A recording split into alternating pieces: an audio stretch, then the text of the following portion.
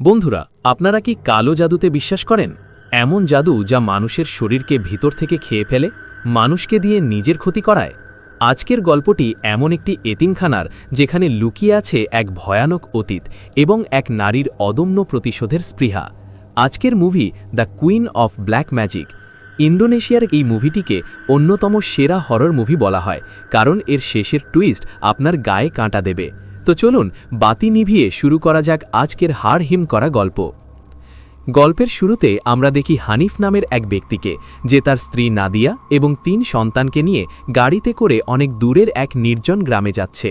হানিফ ছোটবেলায় এই গ্রামেরই এক এতিমখানায় বড় হয়েছিল।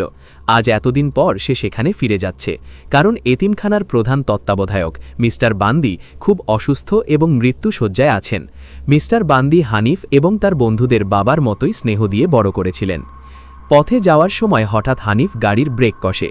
তারা মনে করে গাড়ির নিচে কোনো হরিণ চাপা পড়েছে, কিন্তু গাড়ি থেকে নেমে তারা কিছুই দেখতে পায় না। তবে